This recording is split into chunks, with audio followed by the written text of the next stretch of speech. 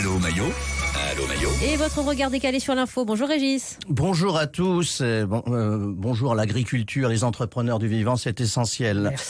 Alors, dernière ligne droite avant les élections, et comme on dit à Météo France, c'est hyper chaud. Hein. Voire à alerte rouge, hein, comme dit Gabriel Attal quand il regarde les chiffres de Mélenchon.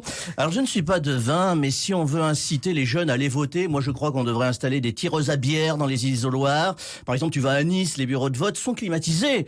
Il y a même des fontaines à eau fraîche. Résultat, c'est blindé de vieux.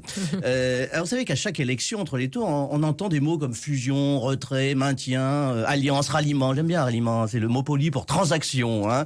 Mais mon préféré, c'est la consigne de vote. On dirait des colons consanguins qui s'échangent des esclaves. Eh bien, je vais profiter, moi, pour vous donner mes consignes de vote. Attention, pas des consignes politiques, hein, vous me connaissez. Ah oui. Des consignes. C'est pas très légal en plus. Des consignes pratiques, Oui. évidemment. Hein. Allez, c'est parti pour les consignes de vote. Alors, pour les primo-votants, avant de vous rendre dans l'isoloir, prendre un bulletin de chaque candidat. Au pire, ça vous fera un souvenir. Au mieux, un marque-page. Oui. C'est déjà ça.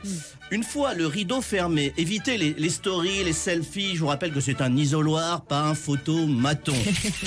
Arrêtez, ouais, ça fait toujours plaisir.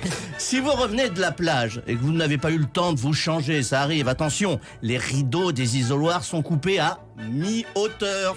C'est un isoloir, pas une cabine d'essayage, hein. Tout le monde sera au courant si vous avez du sable dans le maillot. Principe de précaution. Attention, si vous habitez dans une banlieue dite chaude et que votre isoloir se déplace, évitez d'insérer à l'intérieur un bulletin de vote Éric Zemmour. Ce n'est pas un isoloir, mais une femme en burqa, et votre vote, évidemment, ne sera pas comptabilisé. Et enfin, pensez à garder l'endroit aussi propre que vous l'avez trouvé en entrant. Une petite flatulence dans l'isoloir n'est pas un geste de vivre ensemble. Voilà, c'était mes petites consignes pratiques de vote pour dimanche. En attendant, hydratez-vous bien. Si avec ça les Français vont pas voter, ils ne comprennent plus rien.